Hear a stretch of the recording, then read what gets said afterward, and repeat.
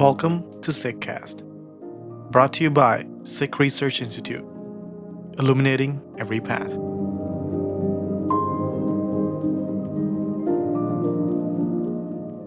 This episode of the SikhCast is from a live webinar that originally aired on November 6, 2021.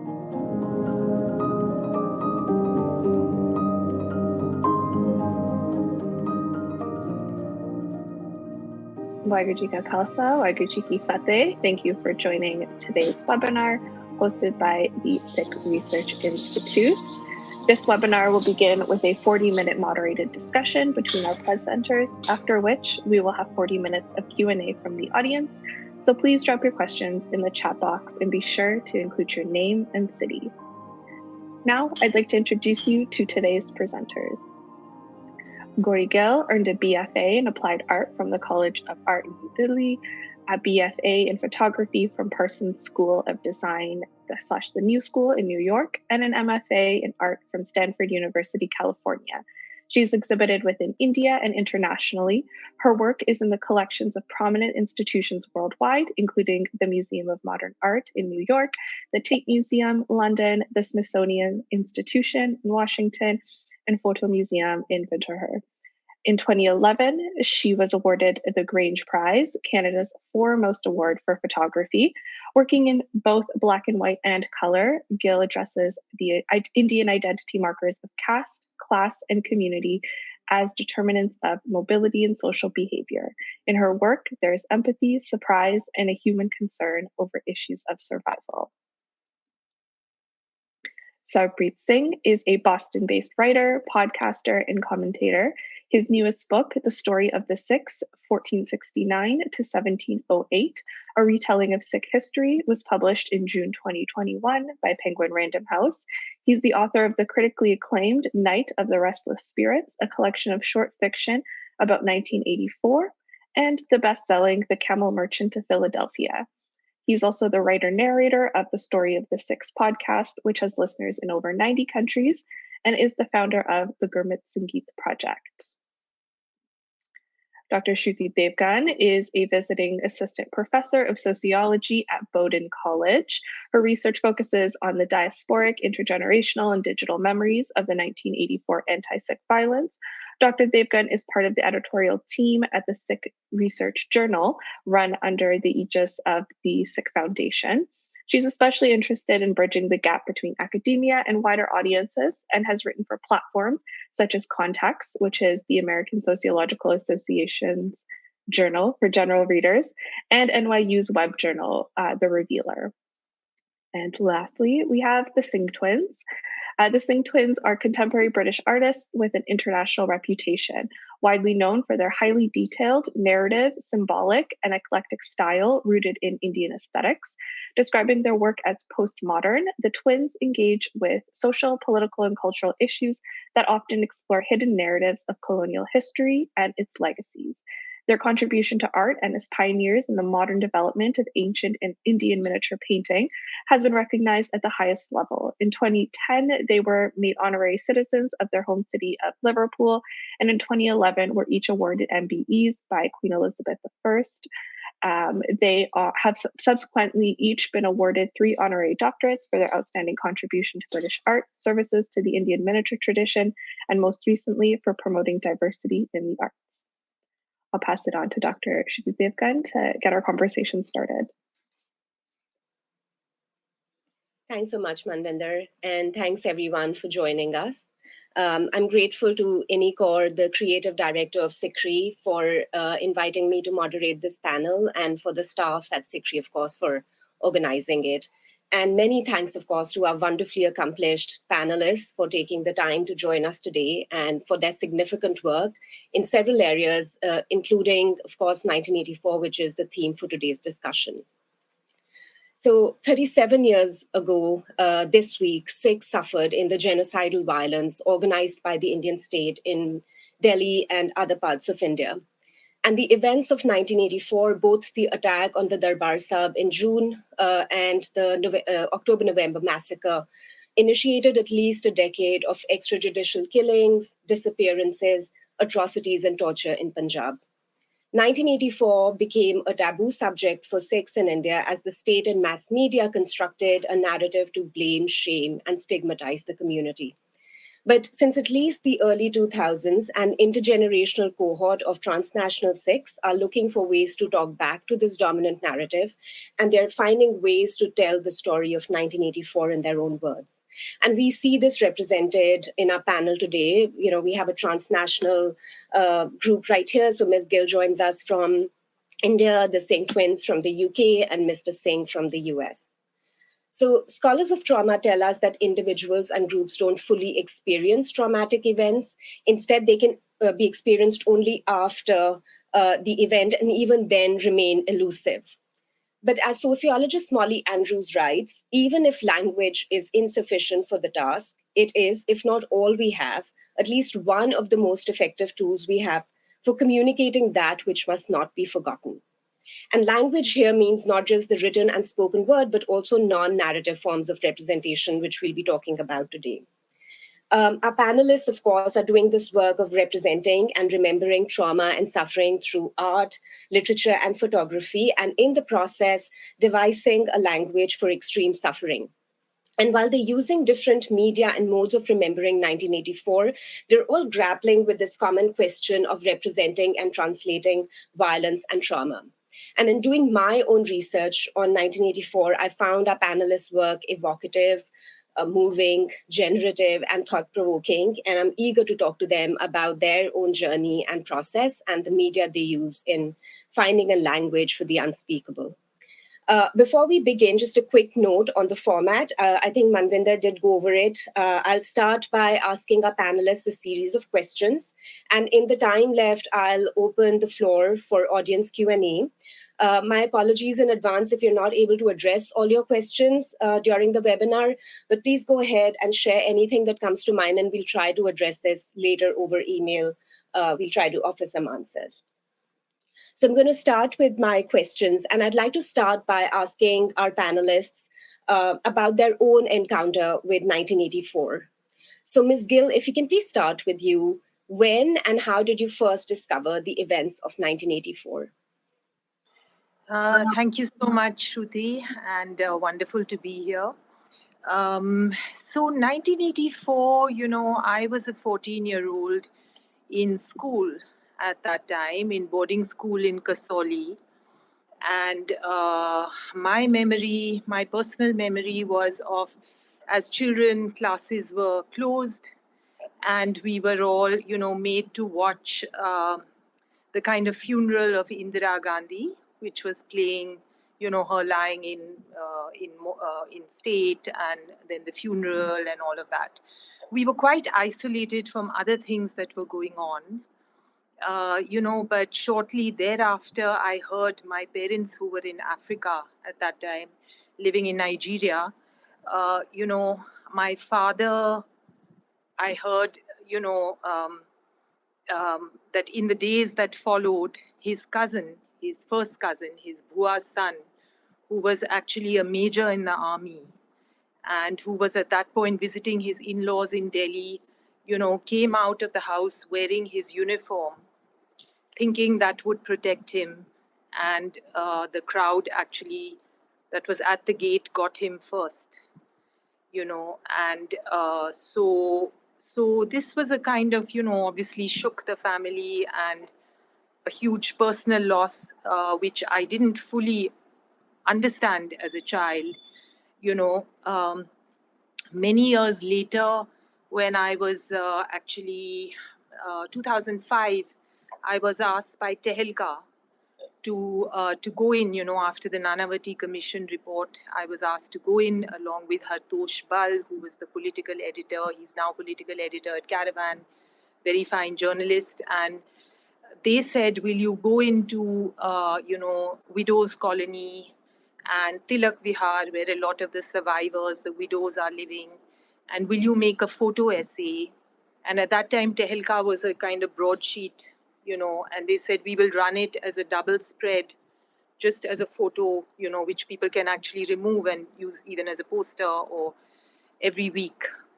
And so I went in, and suddenly I came face to face with people suffering and stories, which of course, really shook me, because those 4 weeks, to hear people tell, their own actual experience. And, I've called the essay in the notebooks I subsequently made. The essay is called Jis Tan Lage Soi Jane, because ultimately, of course, it's the people who experience something who know what that feels like, So that was my very powerful, first encounter, which stayed with me. At that point, it was only published in Tehelka, but 4 years later, 2009, Outlook asked me to go and do something for the 30th anniversary, 25th anniversary. So I went again. And then in 2014, I was asked, to do something. There was the Bombay Photo Festival, and they said, we're doing something on cities. And I said, actually, I want to speak about the kind of subterranean violence that exists in our cities and that lies just beneath the surface and can erupt. And, and that often is not answered for, And so then that was the genesis of the notebook, which, I'm sort of like, I guess one thing led to another, but just to say that, the stories that I encountered in 2005 did not leave me and are still with me and have led to this kind of growing archive, of work. So that's. Thank you so much. Yeah, and it's for those of you who haven't had a chance to look at Ms. Gill's really powerful work, it's freely available and accessible online. And I believe the links to her work are available in chat. It's a really evocative, layered project with a mix of pictures and essays and poems. And thanks so much for sharing your story, Ms. Gill. And really sorry for your loss as well. Singh Twins, can I ask you the same question, please? So when and how did you first discover the events of 1984? Well, like Gauri, we were at school at the time 1984 happened, and really it was just through the news. Like most people living outside of India, we didn't have that physical, face-to-face experience that a lot of other people had. And I think our earliest memories, if you like, of the news and what happened at that time was going into school and having to face our school friends who suddenly were telling us that, all Sikhs were terrorists, and we're basically kind of feeding upon the propaganda that was coming through most of the media that was basically depicting this as some kind of action on behalf of the government to save the Sikhs from their own folly, if you like, through the so-called terrorists that were embedded in the temple. So, our earliest memories are trying to really argue with our school friends to tell them that, no, we're not all terrorists, and trying to explain to them, the kind of the history of the events and how the Sikhs felt about it from their perspective. Yeah, and I think it wasn't until quite a good few years after that we began to learn the context of what had happened in terms of the attack on Harmandir Sahib and some of the reports that were coming out of India, being filtered through, because there was still a lot of, blackening of the media and propaganda being bandied around for many years, as you'll all know. So gleaming whatever information we could about that event to try and build a bigger picture, living so many thousands of miles away, it was quite difficult, but somehow we felt very emotionally connected to that story. And really that's what inspired our initial artwork about this event. I don't know if you wanted us to share that at this stage or later on in the conversation, but it was quite a simple connection, really, something that happened literally overnight through one news item on the television, but something that didn't quite add up. It didn't seem to cover all the pieces of the puzzle, and that left us very frustrated and annoyed. Thank you so much. Yeah, and we'll get to your iconic painting in just a bit. I'll have you just try to talk us through some aspects of it, and we'll get to that. But thanks so much for sharing your story. And it's just remarkable how the narrative of Sikhs as terrorists, how soon it sort of circulated and found its way thousands of miles away, like you're saying, but also your transnational engagement with it. That's remarkable as well. I mean, that's one of the most remarkable aspects of 1980, or representing 1984, especially, how transnational Sikhs have been able to sort of reclaim the narrative and start telling their stories. So Mr. Singh is part of the diaspora as well, and has done great work on 1984. And so, Mr. Singh, I'm going to ask you the same question about your first encounter. How did you discover the events of 1984? Of course. So I was at engineering school in Pilani, Rajasthan, which is several hours away from Delhi, during the events of October 1984. And while there were a few disturbances on campus, there was really nothing very significant that happened.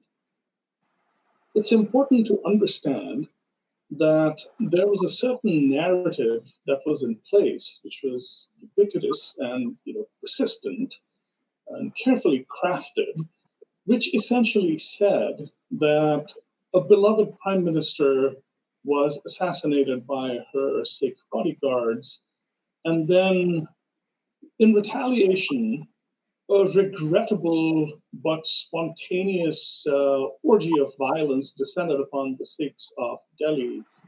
It was really nobody's fault. It just so happened that people were very upset, so Sikhs were attacked. Well, I bought into that narrative, like most other Indians. I visited Delhi. I used to pass through Delhi on my way home, and I heard these disquieting stories from relatives. Certain cousins who used to have turbans on their heads didn't have them anymore. And what I heard was, well, there was a huge disturbance in Delhi. We were unsafe, and we decided to give up our identity to survive. That was pretty much the extent of it at that time. It wasn't until I left a couple of years later to go to the US for grad school, when, as I was grappling with very personal issues of identity and dealing with my issues by delving into Sikh history for the first time in my life in an attempt to understand what underpinned the identity, that's when, somewhat serendipitously, my engagement with 1984 started in earnest. And this was through certain writings that I discovered that I had access to in the US that I had not been able to access, and honestly hadn't even tried to access when I was in India. So I'll talk about some of the most notable ones. The first was a slim booklet that I'm sure all of you and a lot of your audience is now very aware of. It was a report titled "Who Are the Guilty?" It was called the Black Book because it literally had a black cover. It had been produced by two very credible human rights organizations in India, the PUCL and the PUDR. And in sharp contrast to the official narrative that I had bought into, it seemed to suggest that what had happened in Delhi was not a spontaneous riot, as it was cast as, but really an organized pogrom. And what struck me at that time was the specificity of the report. The writers had done, the creators of the report had done their homework. There were interviews, there were names, there were times, places. I wasn't completely convinced. And then I discovered a reprint of an article written by Miss Madhu Kishwar in Manushi. In sharp contrast to most of her media colleagues, she had fearlessly reported about what had happened in Delhi. And to my shock, everything that she wrote in her article seemed to match the PUCL-PUDR reports that I had read. So now I had two sources that seemed unimpeachable, both non-Sikh, which suggested to me that what had happened was very different from what I thought had happened. To give you the short version, my next engagement was with a paper written by Dr. Veena Das, who was in Delhi during 1984 and during the aftermath. She had visited Tilak Vihar, the so-called widow colony, and she had studied a group of children. In particular, she observed them at play and tried to understand how they dealt with their PTSD. And she wrote about two children in particular in her paper. One of them was a young man whose name was Avtar. He was deaf and mute, and he had been a boy during the young boy at the time of the events. His father had been lynched before his eyes, and being deaf and mute, the only way this child could articulate his trauma was by acting out what had happened to his father with his hands and his body. And then there was the story of this other young girl whose father was doused with kerosene oil and set alight. And this little child would not let go her father's hand until the last breath left his body. And Dr. Das documented that the mob was ashamed because they didn't want to hurt a young child, but when they tried to pull the child away, she seemed to acquire superhuman strength almost, and they couldn't pry her away from her father, and her hand was horribly burned.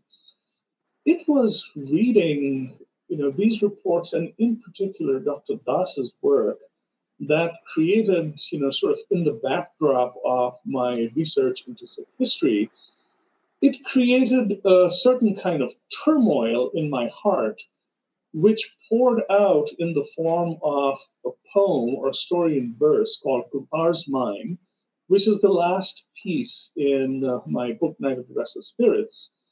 And then I remember I had come to hear about the massacre at the Dukh Nivaran Gurdwara Sahib in Patiala, which I was not aware of because everybody knew that the Sri Harmandir Sahib had been attacked. But at that time, nobody knew about Operation Woodrose, in which 40 other Gurdwaras had been attacked simultaneously.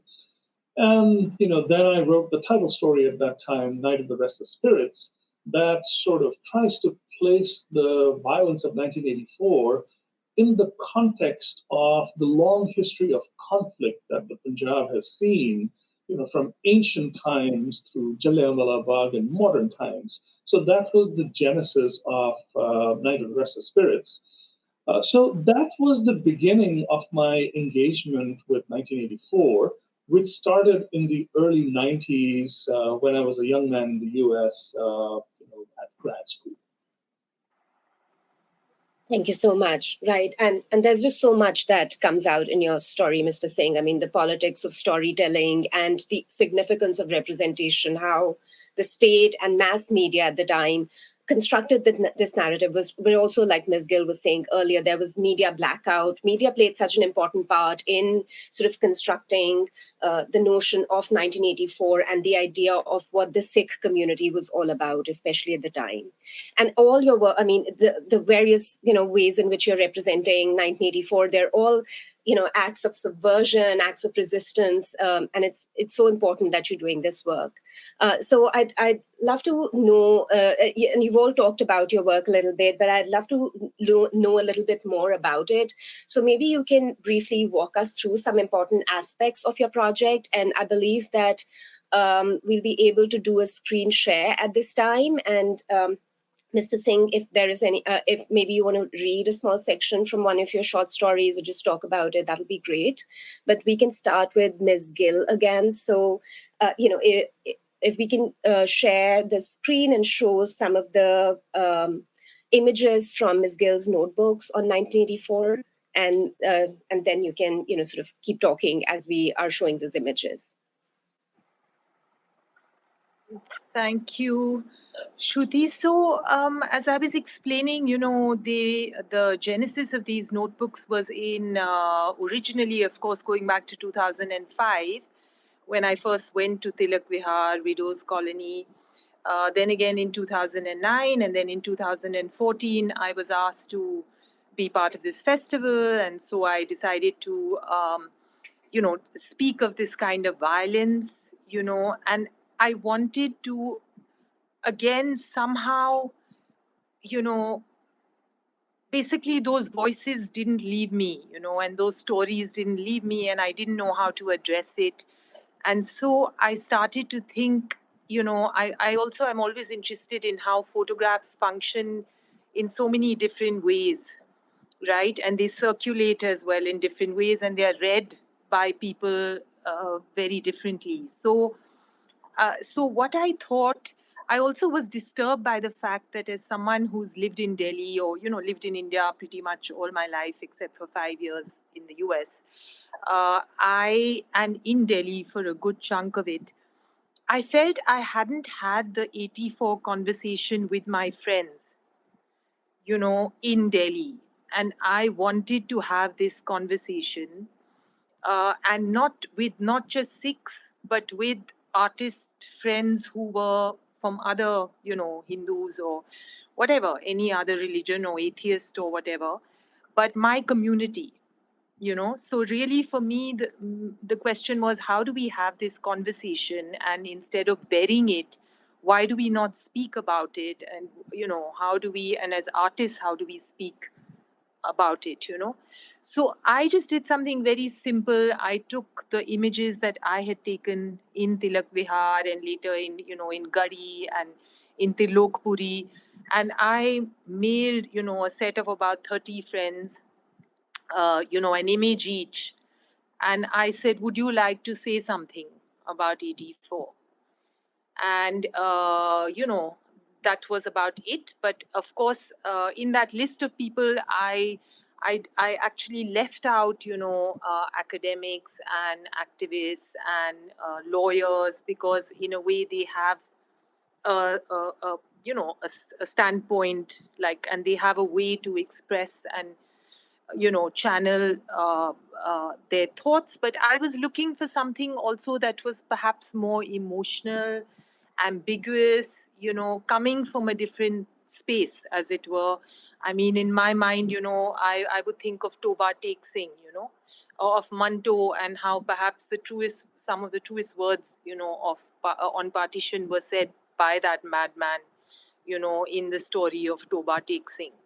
So to me, I was just looking for really personal responses, from friends who were poets, filmmakers. You see here Anusha Rizvi on the screen, who made Peoply Live, many of who had not till that point spoken about 84.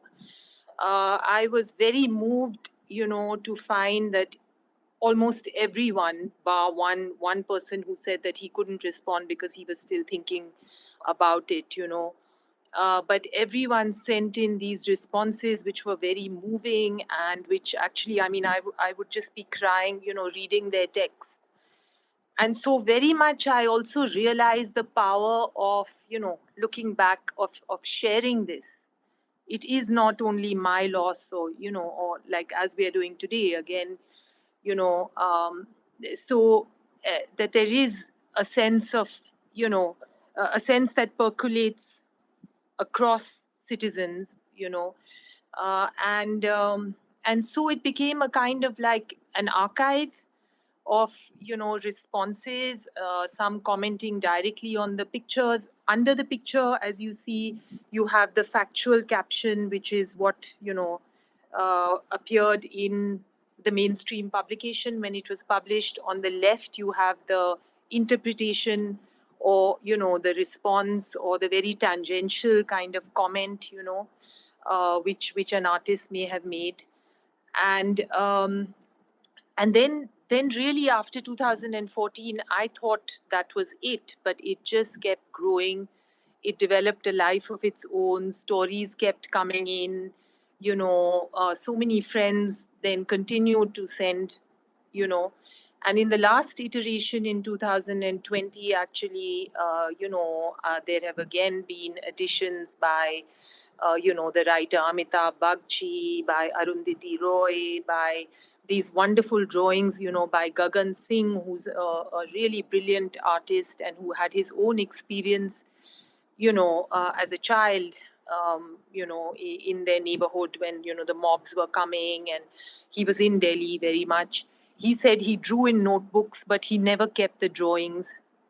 And so the last few years I was saying to him, do you ever, want to say? And then suddenly last year he said, actually, I don't have those drawings, but I have other drawings, which, and I finally feel I can, I want to express, and it would be a kind of catharsis. And so there are these very powerful drawings, which now also go through the text and the images, And at some point, so many students started writing to me, because the notebook started traveling even out of, someone said, we want to, the one thing perhaps I didn't mention is that they were designed to be printed on photocopy A4 paper. So it is printed, anyone can print it. It's a free notebook on the web. You can print it out like this on a A4 sheet. You fold it over and you staple it and you have a book. So it's actually free dissemination, and it's on my website as well. It's been on Kafila, and it's been on other websites, and Scroll and other people, and then so anyone can download, say the poet, Ajmer Rodi, he in Canada, like he printed out a bunch and he said, I want to distribute them. Anyone, anywhere, spontaneously can, it belongs to everyone, in that sense. And so it has just kept growing, and then students started writing to me, and I realized that actually, and they would say, what should we read about? And I suddenly realized this is actually, so many years ago now, 25, there's a generation for whom, like they said, we heard from our grandparents, but we don't really know, enough about it. And I would have to recommend things for them to read. And so then I started to make a bibliography. And perhaps Manvinder can show, I did quite a lot of research and all your work in, including the Singh Twins and so on. I tried to make a bibliography of all the people who have written or done something on 84, which is again available on, my website, so that if anyone, is looking, is doing research and they're looking for resources, they can just go here. And every few years, again, I try and update it. So, and as I've always said, this is like my email is there. I really look, people often email me links of things to add, So the archive now continues to grow, and there are just various iterations of it, So that's a little bit, but it's very much a collective endeavor. It's become a kind of archive. It's, and it's gone outside the Sikh community to friends, who have expressed very powerful solidarity through their writing, through their words, and drawing. At the end, there's a wonderful drawing in the end of the notebook by a great Adivasi artist, and he was telling me a story, and here you see this Venkat Singh Sham. Mm-hmm. He actually, he was telling me the story of how he had, he came across some people, who were driving trucks, and how one of those truckers cut his hair off, and because there were mobs moving very violently through, I think he was in a village in Madhya Pradesh, somewhere traveling. So I said, would you consider contributing to the notebooks? And he said, yes, I will make a drawing, And this was his response, So there's all kinds of contributions in here, and really, as like, I just feel I'm in some ways the facilitator, but the project is now much larger than myself. Right. Thank you so much for telling us about that, Ms. Gill. And it's such an ingenious, collective, collaborative project, like you're explaining. And it's this really rich resource and archive, and it's living and breathing, right? Because you're saying that you're constantly adding to it and getting other people to add to it. And so important what you're doing in terms of disseminating the work, not just within the community, but trying to engage larger audiences in India and elsewhere. And it's so great that people are contributing, and you sort of getting them to narrate their experiences or express it in non-narrative forms like these paintings. So it's great. And like I said before, the link to Ms. Gill's website is here, and you can look up the notebooks there. And it's just such a wonderful resource for all of us. Thank you. So I'm going to ask the Singh Twins next. to tell us about their iconic painting. I believe anyone who knows, even if they don't know much about 1984, I think people have encountered your painting in some form or another. It's on the cover of books. People, whenever they talk about 1984, they evoke it in various ways. So we'd love for you to talk us through some important aspects of the painting, and I think we can do a screen share again. Sure. Sure. Well, I guess to start with, I think a lot of people don't realise is that we actually did two versions of our response to the events of '84, and the very first one was really just a gut reaction. It was a personal protest against the event in itself. So the image on the left is a very small work. It's probably about 7 by 11 inches, and as we mentioned before, we were at school when 1984 events happened. And this was our immediate gut reaction. We wanted to really counter what we felt was not being told through the media, namely the main focus being the loss of innocent lives, people caught in the crossfire, innocent pilgrims who were there, just paying homage on the day that the Indian army, over several days that the army invaded the temple. So it really focuses on that the human cost of that political event. And I guess at that time, because we were at school, we weren't really exhibiting our work. We hadn't even thought of becoming professional artists. So this little piece was very much a kind of personal act of defiance. It was our way of venting that anger and that frustration and trying to put the record straight visually somehow.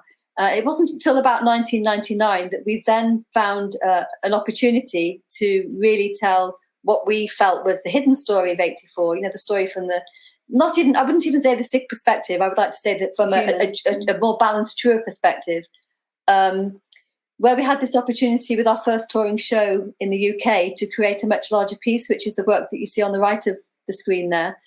And the starting point, again, was looking at the human cost. So it's focusing very much on the pilgrims that were gathered there. It's also showing, trying to counter that propaganda that was being banded around at the time. So a little detail. So slide 2 and 3, perhaps we could have a look at the close-ups of those areas of the artwork. So slide 2, the top left-hand corner, lot of, you may miss it if you don't actually, look at the artwork closely enough to see it. But it's showing a group of journalists who are blindfolded. So obviously it was a symbolic way of showing how the media in our eyes was not reporting what they were seeing or what was actually taking place. Or they weren't being allowed to report. Because of the blackout, yeah. And then the next slide after that was, again, is just a close-up of some of the crowd scene, which was focusing on, everyday pilgrims and pilgrims from all around the world. So, for example, you have the little boy at the front, he's got the Manchester United T-shirt on. But these weren't people from all over the world, and it was representing also not just Sikh pilgrims to the Harmandir Sahib, but also Muslims and Hindus, people from different faiths as well within the crowd scene. And it was really trying to just emphasise that these were, the official story was the government went in to flush the Harmandir Sahib from these so-called alleged terrorists. And what we were trying to say is, well, no, actually the real victims were these innocent people, everyday people, men, women, children. And again, basing these images on a lot of the reports that we read, between '84 and '99 when our exhibition took place, and trying to make the point that this, particularly with the figure of the young boy that represents the diaspora Sikh community, that this could have been anyone. It could have been us. We could have been visiting Harmandir Sahib that year, and that could have been us. These were just ordinary people, and they didn't, deserve to be inflicted with this atrocity perpetrated by the government. There are other details within the work. If we could just move to the next image, which addresses one of the other things that we were trying to show with this work, and that was why Sikhs felt aggrieved by what had happened. It seemed to us at the time that nobody really understood or wanted to understand the Sikh perspective, why we felt so aggrieved, why we felt so hurt. And especially in light of, the emphasis in the media, it seemed to us about Sikhs being anti-patriotic, anti-Indian, terrorists. This little detail here says, no, we Sikhs as a community have always been patriotic. We've always put our heads above the parapet whenever we've been needed to defend India. We have an image here of Guru Tegh Bahadur Ji, severed head on a platter being offered to India at a time during Mughal persecution, where he was defending the rights of religious freedom, not necessarily of Sikhs, but of non-Sikhs. And then next to him, you have, symbolically severed head of of Bhagat Singh, who similarly a figure who was prominent in India's independence movement. And I know there's controversy about was Bhagat Singh a Sikh or not a Sikh, but the point is that Sikhs identify with Bhagat Singh as being from their community, and he is recognised within our community as having made a sacrifice, along with so many other Sikhs, for India's freedom. And if we move to the next image, similarly, there are other images pertaining to the Sikh contribution to that freedom movement through the monument here of the Flame of Amritsar, the monument to those who were killed during the Jallianwala Bagh attack in 1919. Then the next image in itself, another poignant detail of the artwork, if we may move on, is actually showing a close-up of a detail from the left-hand side of the artwork. And it shows Indira Gandhi, riding into Harmandir Sahib complex on a tank. Of course, she wasn't actually there, but as artists, we have the benefit of artistic license, and we use symbolic imagery to project the narratives that we want to explore through our work. And she's shown as this multi-headed political demon. She's represented alongside the faces of Margaret Thatcher, Churchill, and Bill Clinton. I think you can see on the next slide a close-up of that particular detail, just to give you, So the artwork was also not just about our experience as Sikhs. We were trying to put that horrific event within the context of global politics. And I guess it was a personal message too, because I have to confess that up to that point, up till 1984, as naive teenagers, I think we felt that India was some kind of beacon of good practice when it came to politics. And when the Indian government, Indira Gandhi, who we had come to admire up until that point as a strong female political leader of India, that vision was shattered. We suddenly realised that actually, politicians are the same wherever they come from when it comes to power, greed, ambition, collateral damage. People are just collateral damage. It doesn't matter which country you come from, how squeaky clean a political leader may appear to be, or a country may appear to be. At some point or other, it has blackened its hands with some kind of atrocity where power dominates the interests of the people that they govern, or people that they don't govern in many instances. So this little image in the corner was really making the story of the Sikh story of 1984 a global story, something about universal comment about the state of politics in the world that we live in today, and political corruption in the world that we live in today.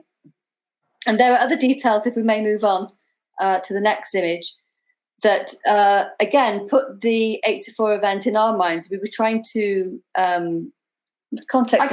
make connections between what had happened in 84 and what had happened previously in Sikh history. And this little detail of Bhagat Singh Babadeep Singh Ji, who of course gave his head in defence of defending the desecration of Harmandir Sahib against the Afghan invaders of India back in the days of the Mughals.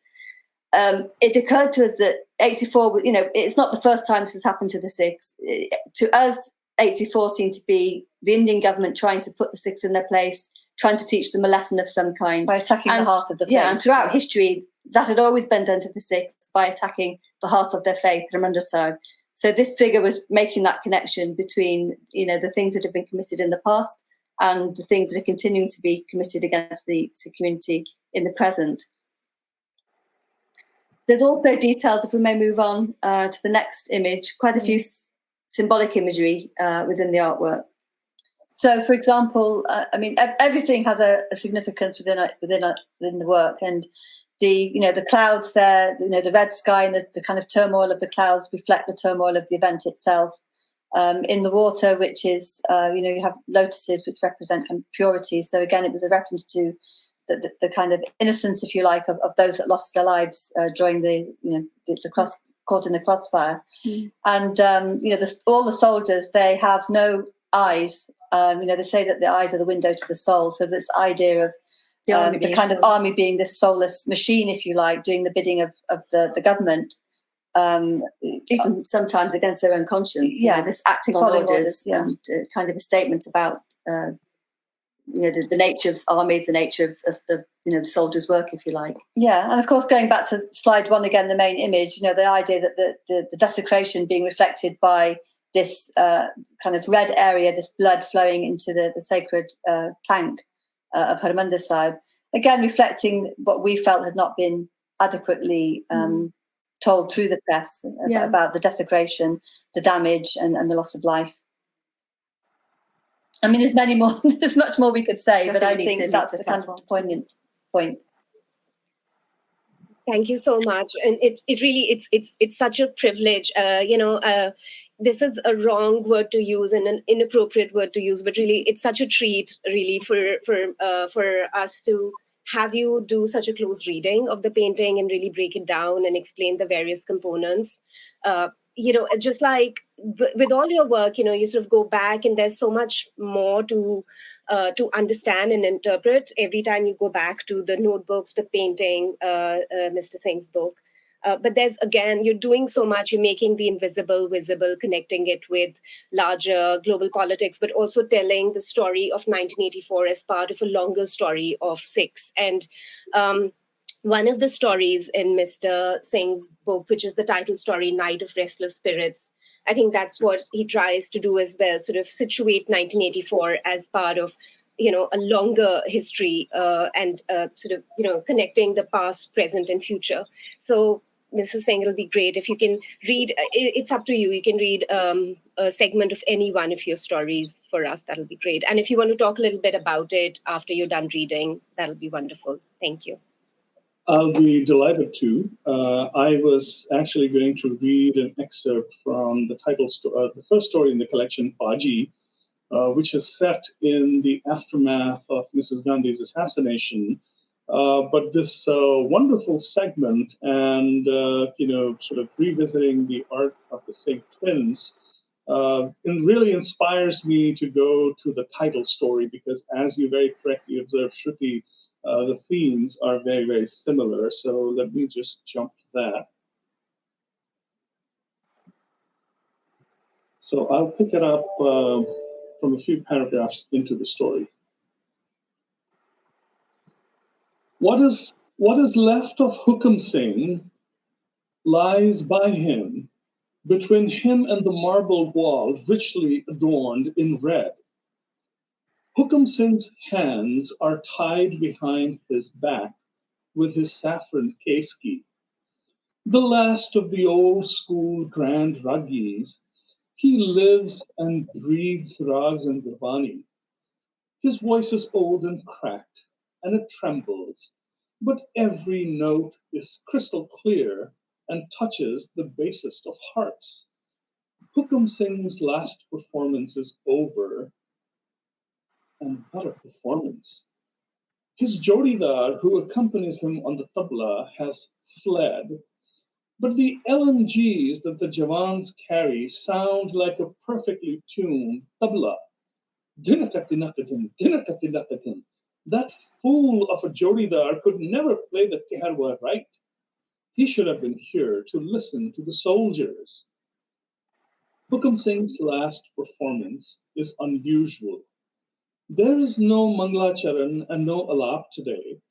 There is no time spent tuning the tanpuras and the tabla, and instead of sitting down and whispering in undertones, the Sangat is uncharacteristically quiet and calm, and their heads are bare. Such disrespect. Their hands are folded, tightly folded, but behind their backs, they look scared. The perfectly timed keherwa begins on the guns, and in an unbecoming and ungainly display, the Sangat twitches and jerkily dances to the beat. And then Hukum Singh's voice joins in joyous celebration of the rhythm. His voice soars to the sky in a wonderful new rag, rising and falling in ornate gamak embellished tans, effortlessly spanning tens of octaves, expanding until the Gurdwara, then the village, and then the entire Punjab echoes the sound of the furious melody crafted so carefully by the widow and her gleeful Keherwa pounding divisions.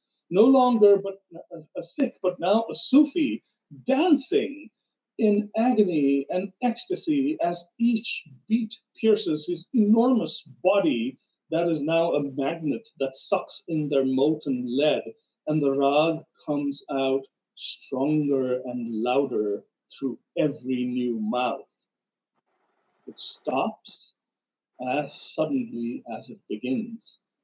The last few notes bubble out of Hukum Singh's body and drip onto the old man's face. The Sangat has stopped its undignified, jerky dance and is silent, sleeping, sated. The widow's musicians have taken their music and left, searching for another audience.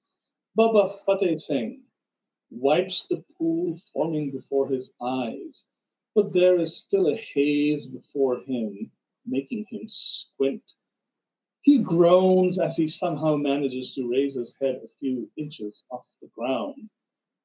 Hukum Singh's lifeless face has a grimace frozen on it, as if he died in the middle of a particularly intricate movement in the rag. So this story references the Dukh Nivaran Sahib massacre, which was not reported on at that time, but news of that sort of filtered through. From a personal level, so this is one of the earliest stories that I'd written. Kultar's Mind was the first piece. Then this one was written with a couple of others, and then the others were written after a hiatus of almost 30 years. This particular story sort of echoes a couple of my literary influences. There's a homage buried in there to Salman Rushdie's Midnight's Children that fans of that book will recognize. And then, of course, the one work that informed the writing of this story most significantly was Gabriel Garcia Marquez's 100 Years of Solitude, in which he powerfully makes the point that as terrible a tragedy such a massacre is, the effacing of such a massacre from collective memory is a tragedy that is equally large or even possibly larger. And then, of course, we didn't get to this part in the reading, but by bringing in the parallels between Jallianwala Bagh and Sri Harmandir Sahib, Dukh Nivaran Sahib, where ironically this old man perishes to, made in India bullets when, as a young child, he had survived the bullets of the British Raj during the Jallianwala Bagh massacre. So that's the nature of this collection of stories. A few things were important to me when I set out to particularly write the later stories and finish this book. Terrible things happen to Sikhs, quote, is obviously an important theme that runs through this collection. But it's very important to understand that the stories of Sikhs suffering are not the only stories that need to be told. Other stories needed to be told as well, the stories of non-Sikhs who placed themselves in harm's way to save Sikh bodies, people who jeopardized their careers to save lives. All of those stories needed to be told as well. And hence, this collection then tries to take a somewhat more nuanced view of 1984 and really tries to examine it from many, many different angles. Right. Thank you so much. And I've had the good fortune of reading the book, and really, it is a very nuanced, complex hybrid of fact and fiction. But also, like Mr. Singh is saying, expanding the scope of the story of 1984. Of course, the trauma and suffering suffered by Sikhs, but also sort of taking it beyond the community. And again, I think it's a theme that seems to be that's common to all the work that all of you are doing. And again, you can see in chat, you can see the link to Mr. Singh's book right there. And there are several events and readings that are planned, unfortunately, because of COVID.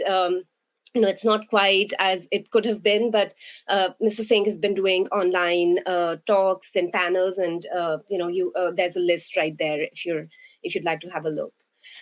So the next question I have, you've addressed this in various ways in talking about your work already, and it might be abstract to some extent, so whatever comes to mind is okay. But as I said earlier, trauma is something that defies coherent language, and violent experiences are hard to express, both in words or non-narrative forms.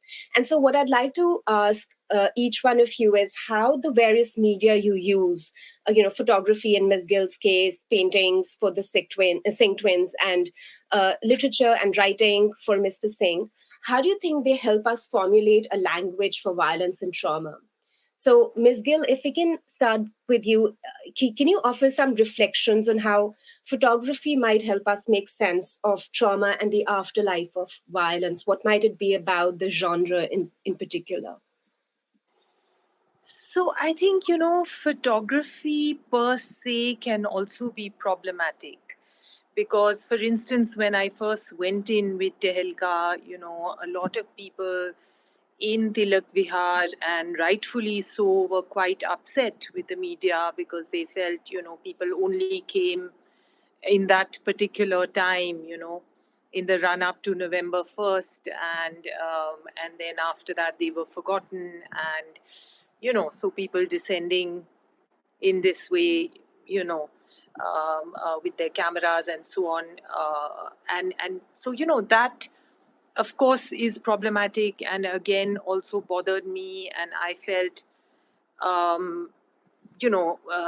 so in consulting I felt how must I address, but for me it was very important to keep consulting the people and actually to let them suggest what might be possible. And so, for instance, we staged a picture of all the women who organized it, and then I actually went back with that picture and I said, look, this is what I did. And and so then we ended up for 4 weeks running.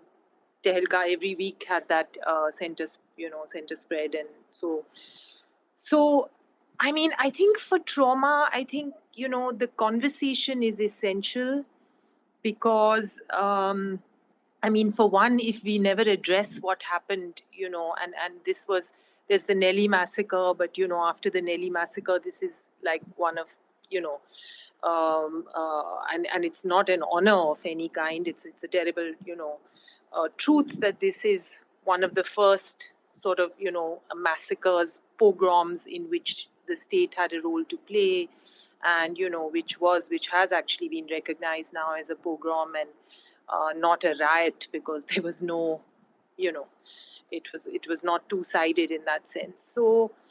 So I think the conversation is really key, and how, and that we talk about it, that we don't forget, that we remember.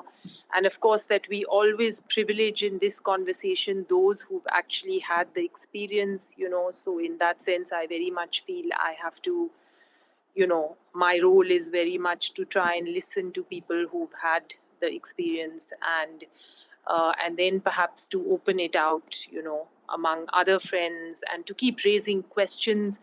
I think the one thing art can do, perhaps, is that we keep it in the space where it's as much a question for me as, accusing. I mean, of course, we stand against power, and, there are those who must be held accountable, and there are, questions of justice and all that. But it's also about turning, the lens onto one's own self and one's own, accountability in various ways all the time, reflecting on that, And I think artists, sometimes we can perhaps open up the space so that we end with more questions perhaps than answers, but we continue to have that conversation, and we don't forget. Thank you so much. Yeah, and that's such an important and such a good point that you raise about, it's, there are more questions and answers in this world anyway, but, just sort of living with these questions and becoming more introspective and reflexive. So instead of, you're sort of creating this space to think more about this rather than necessarily offering answers here, right? There are no easy answers anyway. Thank you so much for sharing that.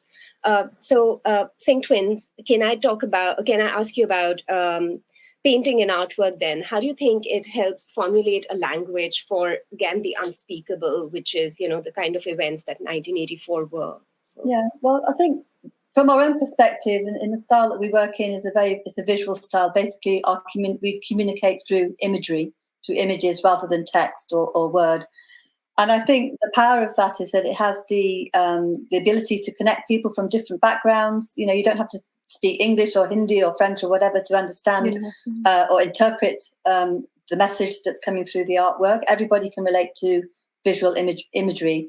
And I think our work has always been, hallmarked by a very kind of decorative, detailed style, which we feel helps to draw people in to the narrative. And it's a kind of soft way, if you like, if I can use that term, of drawing people into looking at traumatic themes that might otherwise be very difficult to kind of confront or to see, if you just kind of with more graphic style images. So, our work, it draws people in and we let them explore the work, and hopefully then they will come across, certain details that then they, the realization, I guess, that it's not a beautiful picture.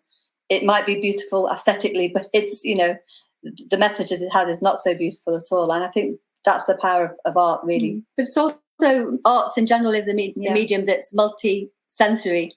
So, whether it's music or painting or theatre, it can connect with people in different ways, in a very accessible way. And different age groups too. Yeah, different age groups, different backgrounds, but also it has the ability, like with this particular artwork, for example, it has the ability to tell a story, multiple narratives within one plane. You don't have to turn a page, to see the next part of the story or a different dimension to that story. You don't have to wait for someone to stop speaking before you get to hear the next bit. With the visuals of art, that you can create multiple narratives just within that one canvas. And I think that can be a very powerful thing, because it gives people the option to absorb a lot of information within, minutes of looking or seconds of looking at that information, but also to compare the information that they're seeing. So very often, maybe not so much within this work, but the way that artists can utilize imagery and symbolism to convey different levels of interpretation, different narratives, and sometimes opposite perspectives and narratives as well, which helps to create debate around a particular theme. I think that's the power and strength of art as well. Right. Thank you so much. Yeah, and absolutely. I mean, in that one single image, there is so much going on, and you sort of talked us through some aspects of it. And it's certainly, Cynthia Mahmood is an anthropologist who's written about 1984. She did work with Sikh militants, and she talks about how a lot of Sikh homes have what she calls massacre art. Your painting sort of, it's sort of that, but it's much more than that, because like you're saying, it's much more palatable in many ways. It's still, a very complex, difficult, traumatic set of events, but it's sort of, the medium in which you're presenting it, and aesthetically, it's visually the colors and, just so vivid, sort of really draws you in.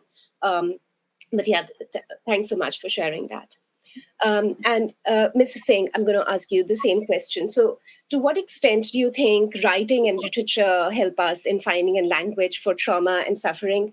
And also maybe offer some thoughts on the relationship between fact and fiction in writing about 1984. A counter to the selective amnesia of official histories.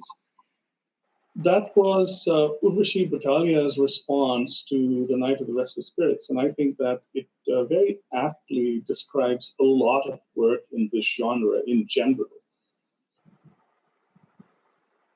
Partition. So much has been written about partition, All of us were born after the events. I've engaged with a lot of writing about partition, but nothing helped me understand the sheer horrors of those times than Sardar Khushwant Singh's very slim novel, Train to Pakistan.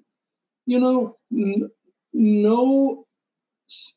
tomes chock full of statistics or real life stories could have the same effect on you as Train to Pakistan, or Gauri Gill had referred to Toba Tek Singh, Thanda Gosht by Sadat Hasan Manto.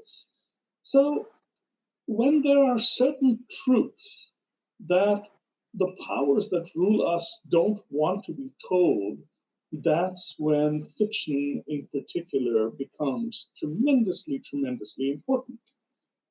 I'll just share a tiny personal story with you. And the importance of this is not just that we are in pain, so we need to cry out in pain. It goes much beyond that. I go back several years. We had presented Kultar's Mind, the play, at the NCPA in Bombay. And later on, somebody sent me a blog post by a 16-year-old young woman who had attended the performance. So in her blog, she wrote, "Today I went to the NCP to see a play. It was performed by American actors. I was shocked. I was tremendously disturbed because it was very powerful. But above all, I was angry. I was angry because I never knew that something like this had happened to my countrymen in my country. I never want anything like this to ever happen to anyone ever again." That's the role of literature in this context, because history books written in India will never have references to 1984. We know that the Congress party that was culpable obviously will never let the story be told. Of course, the Congress doesn't rule India, the BJP does. The BJP is not going to be any more forthcoming, because if a conversation about 1984 begins, right on its heels comes a conversation about Godra. So, for that reason, writing about these events is tremendously important. The link between fiction and reality is a very good question that you asked. Amitav Ghosh has written a a brilliant essay really about his experience in 1984 and his temerity really in terms of writing about 1984. He talks about the responsibility of a writer. I agree with a lot of what he has to say, but my view is a little different. I feel no burden in talking about 1984. I feel no burden in naming names, in assigning blame, in being very, very specific. I think that it's my job to do that as a writer. I mean, I have to go back to the paintings. That image of Indira Gandhi as a multi-headed monster flanked by Margaret Thatcher, if you see that image once, you're never going to forget it for the rest of your life. So I feel that it's important to write with sincerity. It's important to write with honesty. But beyond that, it's fair game. We can be as blunt as we want to. And I would argue that there's a need for us to be very blunt and very specific. Right. And you certainly, you do that in Night of the Restless Spirits and all the stories. It's you really blur fact and fiction. It's like I said, it's a complex hybrid, and you're really able to, in some ways, like I've been saying, it's just so hard to find a language to express the unspeakable. But, in sort of fictionalizing, you're also able to narrate the story of the community and, like you were saying, non-Sikhs as well. I'd invite, I know we have a few audience questions already, but I really hope that more people will share their questions. I'd like to move on to that very soon. I'll ask, hopefully, my last question, and then I'll be able to open this up to audience questions. But I just want to maybe ask you about the reactions to your work. Especially if you've experienced, this is a difficult topic to work on, and it continues to be controversial within the community and outside. So I was wondering if you've encountered any kind of resistance from community members, even maybe family, friends, larger society in doing this kind of work. And if you want to talk about that and how that makes you think and feel about your projects, engage with your projects. I'll start with Ms. Gill again. I wouldn't say resistance, Shruti, to be honest, as I was mentioning earlier. In fact, it has kept growing.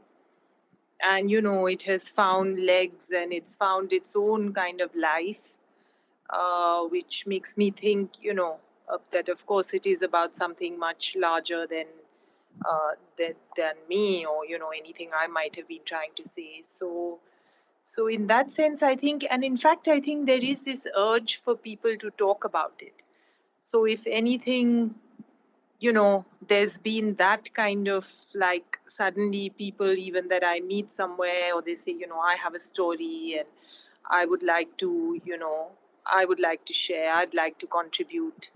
So it's actually kind of opened a kind of a floodgate, in that sense, there's a lot which, and people feeling that they can write, and share for the bibliography. So in that sense, yeah, I think maybe people, who are looking, or so many people have had this experience, and including again, as, Sarbpreet ji was saying, the talking also of non-Sikhs. So friends of mine, again, talking of all kinds of experiences that, people have had and which have again found themselves into this book, very powerful, stories. So I think it really, yeah, it's a kind, in some ways perhaps just a kind of channel for people to also express. Yeah. That's so great. So you're actually opening up, and so contrary to resistance, you're actually opening up a space for conversation and a catalyst for more people to share experiences. And you were saying earlier how school children are now writing to you as well. So it's really interesting how it's contrary to resistance. So thanks for that. Singh Twins, if you want to talk about the reactions to your painting, if you encountered, I mean, it's really, in some ways it's, it has acquired a great deal of fame, I'm sure, over the years. But if you've encountered resistance as well, from family, from community, from other people, and how does that make you think and feel about it?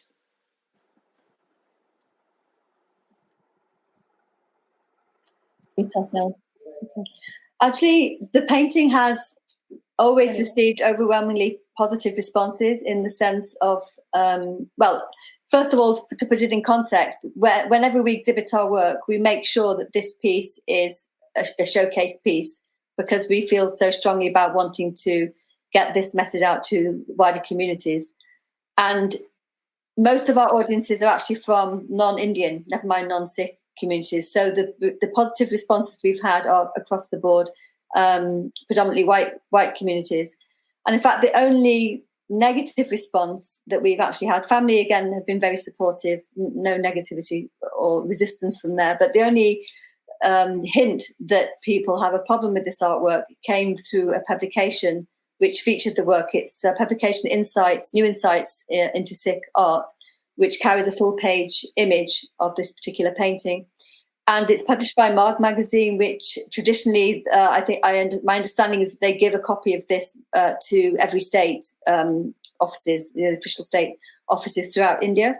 And Punjab was the only state not to accept a copy of the book on the basis that that image was in there. So that was an indication that this was obviously still a problematic subject. Cause backlash. Or maybe they were worried that it might cause backlash for the people that were, it was being presented to have this book with this image in their offices. Beyond that, as I say, it's been very positive. And we've always tried, this work was not really created for the Sikh community. It was initially created for non-Sikhs, because obviously we live in the diaspora and the majority of communities here, firstly trying to correct our school friends, and then beyond that, the kind of wider British population. But then as time went on, we did realise that this has to be an image for our own communities too, because so many of our young generation, as I think Gauri mentioned before, didn't know anything about 1984. We grew up knowing about it, and we assumed that, the younger generations would also know, but there was no way of them to find out. And then also trying to really push the boundary of how we get the message out there by, for example, if we could go to image 10, we also translated this painted piece into the medium of film, and we created this short documentary. So that's image 10, if you have a number there, thank you. called 1984 and the Via Dolorosa Project. Now, the Via Dolorosa is the tradition within the Catholic faith. We both grew up in a Catholic convent school, educated in a Catholic convent school. So we were drawing upon that experience, that very familiar imagery that we saw when we used to go to the school chapel, of imagery called the Stations of the Cross. And it's a series of images that depicts the suffering and humiliation of Christ towards the end of his life. And so what we wanted to do just prior to his crucifixion, through this film, what we wanted to do was make a parallel between the suffering and humiliation of the Sikhs in 84, not just the storming of Harmandir Sahib, but also the pogroms that happened afterwards, and paralleling that with the experience of Christ. Because what we wanted to try and do is project that story through the eyes of a faith which is much more widely understood in the wider world, and to try and gain empathy from beyond the Sikh community for our story.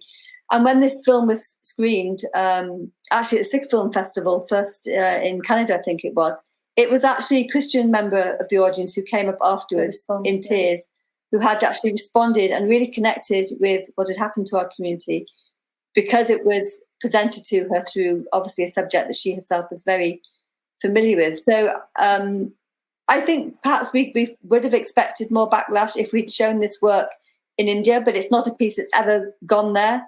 It's always predominantly been America, UK and Europe. So maybe that response to that question is yet to be answered more fully. I think the only criticism outside of that we've had on the odd occasion is people wanting to know why Bindrawali isn't shown in the artwork. Where's that story? That going back to the propaganda that it was all about, embedded so-called terrorists, blah, blah, blah.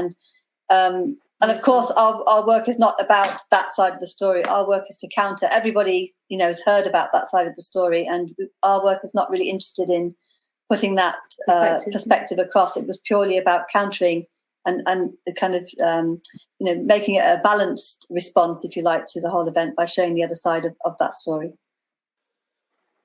Right, absolutely. Thanks so much for sharing that. And it's so wonderful that, you've also been able to do this kind of interfaith, cross-cultural, very inclusive work. And I believe the film might be available online, or I'm not quite sure. There was a festival. I think it may be, if you search on YouTube, there's a festival showing films around kind of human rights issues. You can double check. Yeah, we'll double check and send the information. Yeah. That'd be great. Thank you so much. Yeah. And Mrs. Singh, how about you? Have you encountered any kind of resistance, and how does that make you, how does that shape how you approach your work? So I'll tell you a little story. After the Rutgers performance of Gulzar's Mime, which you attended, we started thinking about taking it to India. And I went to Delhi. I met with Dr. Uma Chakravarti, among others, who, by the way, Gauri Gill was very kind to give me a copy of your notebook. That's the first time when I encountered it. So when I came back and I started talking about taking Gulzar's Mime to India, my friends and well-wishers wanted to know if I were insane. India is a democracy, of course, but it's a kind of democracy where very nasty things can happen to people who say or do things that the powerful don't like. I have to confess that my heart was in my mouth until the very last minute of our first performance in the Ashra Theatre in Delhi, because 30 years after the fact, we were bringing this play about a topic which was taboo.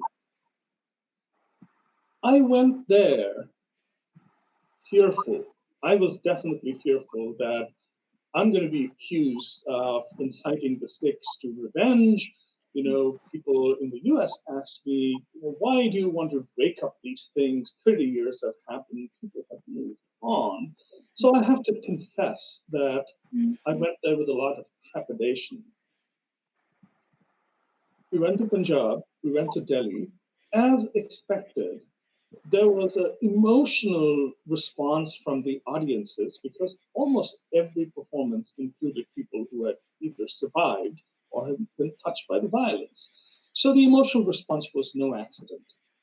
But I have to tell you that when we took the play to Mumbai and Chennai and Kolkata and Bangalore, I was very apprehensive. How are people going to react? The audiences are going to be non-Sikh. Well, I have to tell you that I was humbled and maybe a little bit ashamed when I discovered that the response of the non-Sikh audiences was not a whit different from the response of the Sikh audiences. There was shock, there were tears, there was empathy, and if anything, my experience traveling in India with the play twice, what I learned from that is that no matter what the politicians say, and no matter what kinds of divisions politicians try to create, ultimately, our shared humanity, our common humanity, is very robust and it's alive and well.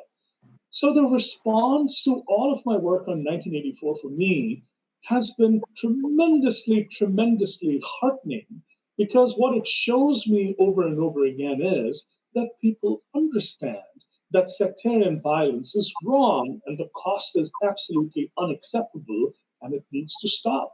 So that should be encouragement, I feel, for anyone who wants to create art in this context. There's nothing to be afraid of. People can deal with the truth, and they deal with it very, very well and very, very effectively. Thank you so much. And really, that's just so heartening, and I think also surprising for me, because the way in which the state has and the media has again constructed the narrative, it seems like it's something that people at large wouldn't necessarily want to engage with or have a particular opinion or feelings about it. And you didn't encounter that, and that's just so remarkable. And also thanks for inviting more people to do this kind of work. I hope that all the work that all of you are doing inspires more people. Go ahead. Yeah, go ahead, Ms. Gill. Yeah. I just wanted to say, Shruti, that there are a couple of things, one issue that I've sort of consistently, and again, this is more, I guess, an issue with the mainstream media.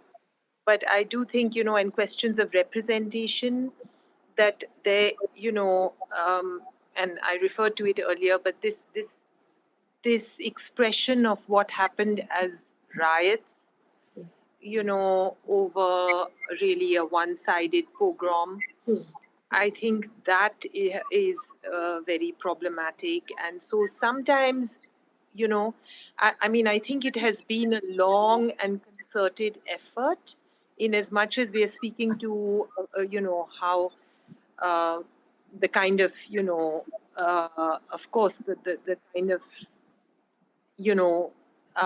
real acceptance which it has received from people. But there is also, if I was to think of resistance, there is,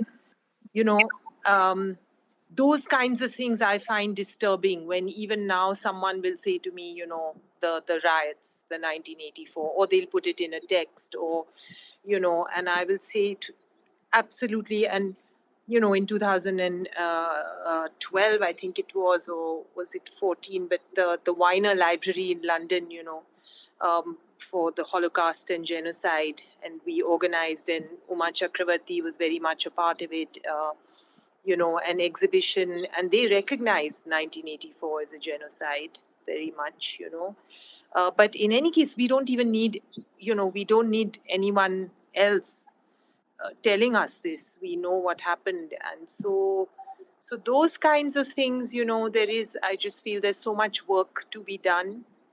In that sense, the dominant discourse has been so powerful, and, words are so important, how you frame things, so yes, I find that as a kind of disturbing, something that has to be addressed. Certainly, absolutely. The question of language and terminology, and dismissing the violence as riots, because it has a very particular connotation, the term. But even it's very interesting. Even people who sort of seem to realize the gravity or the significance of the violence still continue to use that terminology or framework. And you're right that that's really durable and persistent, and there needs to be a way to kind of challenge that. Yeah. We're running out of time, I know, but I can see at least a few questions, so I'm going to try to get at least one or two. So Diditi from New Brunswick, New Jersey, has shared a question. How does one understand one's place and belonging within a unit such as Indian society when the same unit has inflicted such pain and trauma and continue to be silent about it? I think the question is about understanding the Sikh community's place in Indian society, living, having suffered such violence and trauma. Maybe what compels them to stay silent, or how do they engage with that silence? I'm not sure if any of you want to take up that question. I know, yeah, go ahead, Mrs. Singh. Yeah. So this is a very important question, particularly because a lot of SikhRI's audience is in the diaspora, and it consists a lot of younger Sikhs. So this question is tremendously important. Now, it's important to understand that young Sikhs who have been born in the diaspora and who have no sort of relationship with India or Indian society do end up looking at all things India and Indian through the lens of 1984. How could they not? Because we, their mentors, talk to them about 1984 because it's important to talk about 1984. Mm-hmm. So our conversations need to be tempered, nuanced, and very, very specific. So specifically addressing young Sikhs and the person who asked this question, I would say the first thing that you need to do is engage. And, I'm exaggerating, but, you're going to find that India and Indian society is not exclusively peopled by monsters. I'm being tongue-in-cheek here, because of the fact that, especially when there is no direct connection and your lens is primarily 1984, it's very easy to fall into that trap. I was born in India. I have many positive associations with India that balance my, very sort of negative views about Indian government and Indian leaders as a result of 1984. And I felt that way. I told you that I was ashamed when I found that the response of non-Sikhs was very, very positive. So to young Sikhs, I would say it's important for us to understand who attacked us. Hindus didn't attack us. India didn't attack us. A very narrow political interest attacked us. Yes, you could say that society at large is culpable when it does nothing to stop these things. But you know what? Society tends to be apathetic. What did anybody in Delhi do when the students from the Jamia Millia University and the JNU were being attacked, a couple of years ago, when we could see another 1984 in the making almost? This doesn't excuse anything, but what we have to understand is that we have to assign blame very, very specifically, lest we fall into the trap of hatred. If you'll humor me for 30 seconds, I will go back to the ethos of the Sikh gurus, which completely, informs or should inform how we Sikhs think about 1984 and everything else. The gurus were unequivocal in their opposition to tyranny. They were also unequivocal when it came to the fight against injustice. The gurus suffered a lot, not just from a community perspective, but from a personal perspective. But I asked the question, did anything or any action that any of the gurus took, did it ever end up even in the neighborhood of hatred or revenge or a desire for revenge? It's a rhetorical question. The answer is unequivocally not. So that's how I feel we should look at our place to answer the question very, very directly. We should be uncompromising in our quest for justice. But at the same time, we have to avoid the pitfall of, stereotyping and hatred, because that's what we suffered. We don't want to impose that on anyone else. Yeah. Go ahead. Yeah. Singh Twins first, and maybe Ms. Gill after that. Yeah. Yeah. Sorry, Sarbpreet ji. I just wanted to kind of affiliate with what you said there in terms of our own work, because one of the criticisms, which is something I slipped my mind when you asked that question about our artwork, some people do sometimes take it as an anti-Indian statement, and we're very clear as artists that we have a very deep love for India. We've been privileged, we're born here, but we've been very privileged to have been able to visit India several times, and we feel a very strong cultural connection to India. And so the painting was never intended to be an anti-Indian statement. And I think that's one of the reasons why we wanted to make it very clear that it was essentially, when you boil it down, a statement about the universal nature of politics and political greed, which is why that figure in the bottom right is such a prominent part of the composition. Thanks so much. Yeah, Ms. Gill, go ahead. I just wanted to also bring up, the farmers that have been protesting now at the borders of Delhi. And, to me, it was so heartening, and it remains so heartening to go there and to see that despite everything that has happened, they continue to make and serve langar, and to all the people who come, it's not just Sikhs, but to all the people from the neighboring areas, a lot of which are are fairly destitute, and so all kinds of people come, and so every time I would just come back inspired and think that actually the people who are really at the vanguard, the people who actually are suffering the brunt of all, much closer to, who are feeling, even the brunt of neoliberal economics and all of that much closer, how they are able to kind of transform this and to be so generous, and and it's just like, do your worst, but here, have some langar. And so that response, I mean, to me, that's a really powerful gesture. In fact, a kind of, artistic, a wonderful performative gesture, which speaks more than, any words in that sense. Thanks so much for bringing that up, Ms. Gill, and for reminding us of the farmers and their continuing protests, and all of you for talking about the difference between resisting the state and the more sort of regular citizens and common people, and how they think and feel about 1984 and other such kinds of events, because that boundary making has really been politicized between the boundary between us and them, and you're really actually trying to transcend and look beyond that. And I'm so grateful for all your work, and I'm so grateful for the chance to talk to you today. We've run out of time, but really my heartfelt thanks to you, and for my thanks to the audience, of course.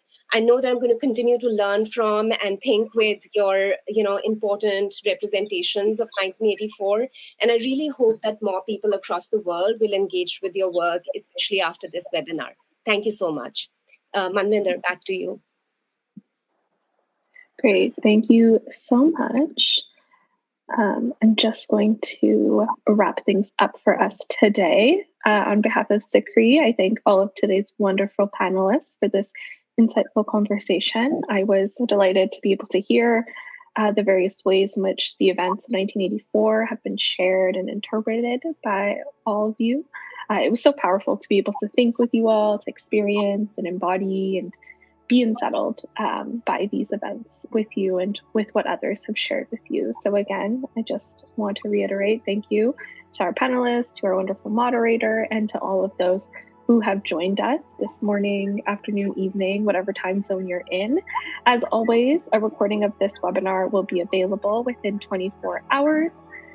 And lastly, don't forget to tune into the SikhCast, a podcast produced by SikhRI, where we explore the various issues and events affecting Sikhs worldwide. Thank you for joining in. Today's webinar will be ending now. Vaheguru Ji Ka Khalsa, Vaheguru Ji Ki Fateh.